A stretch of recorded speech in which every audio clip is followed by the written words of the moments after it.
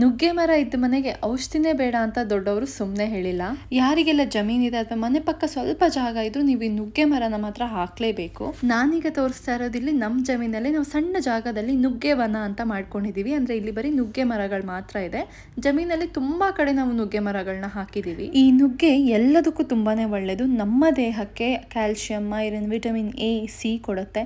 ಮಣ್ಣಿಗೆ ತುಂಬಾ ಸಾಯಿಲ್ ಫರ್ಟಿಲಿಟಿನ ಕಾಪಾಡುತ್ತೆ. ಮನೆಯಲ್ಲಿ ಕೋಳಿ, ಹಸು, ಕುರಿ ಏನೇ ಇದ್ರು ಅವಕ್ಕೂ ತುಂಬಾನೇ ಒಳ್ಳೆ ಆಹಾರ ಆಗುತ್ತೆ. ಸೊ ಇದು ಒಂಥರ ಸೂಪರ್ ಫುಡ್ ಅಂತಾನೆ ಹೇಳ್ಬೋದು. ಇದರಲ್ಲಿ ನ್ಯೂಟ್ರಿಷನ್ಸ್ ಎಲ್ಲ ತುಂಬಾನೇ ಇದೆ. ಜೊತೆಲಿ ವಿಟಮಿನ್ ಎಂ ಕೂಡ ತುಂಬಾ ಇದೆ. ಎಂ ಅಂದ್ರೆ ಮನಿ, ದುಡ್ಡು.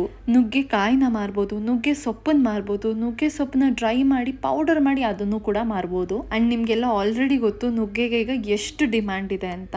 ನಾನು ಹಿಂಗೆ ನಮ್ ನುಗ್ಗೆವನ್ನ ನೋಡಕ್ ಹೋದಾಗ ಹಿಂಗ್ ಕೊಂಬೆಗಳೆಲ್ಲ ಕಡ್ದಿದ್ರು. ಅದಕ್ಕೆ ಅಪ್ಪಂಗೆ ಯಾಕೆ ಕಡ್ದಿದ್ದಾರೆ ಅಂತ ಕೇಳಿದೆ. ಅಪ್ಪ ಏನ್ ಹೇಳಿದ್ರು ಕೇಳೋಣ ಬನ್ನಿ.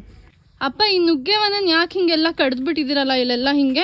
ಇದನ್ನ ಗಾದಿ ಹೇಳ್ತಾರೆ ಚಿನಿ, ಮಕ್ಕಳನ್ನ ಒಡೆದು ಬೆಳೆಸು, ನುಗ್ಗೆನ ಕಡ್ದು ಬೆಳೆಸು ಅಂತ. ಹಂಗಾಗಿ ವರ್ಷಕ್ಕೊಂದ್ಸರಿ ಅದನ್ನ ಕಡ್ದಾಗ ಅದು ಡೆವಲಪ್ ಆಗ್ತಾ ಇರ್ತದೆ, ಕೊಂಬೆಗಳು ಜಾಸ್ತಿ ಆಗ್ತಾ ಹೋಗ್ತದೆ.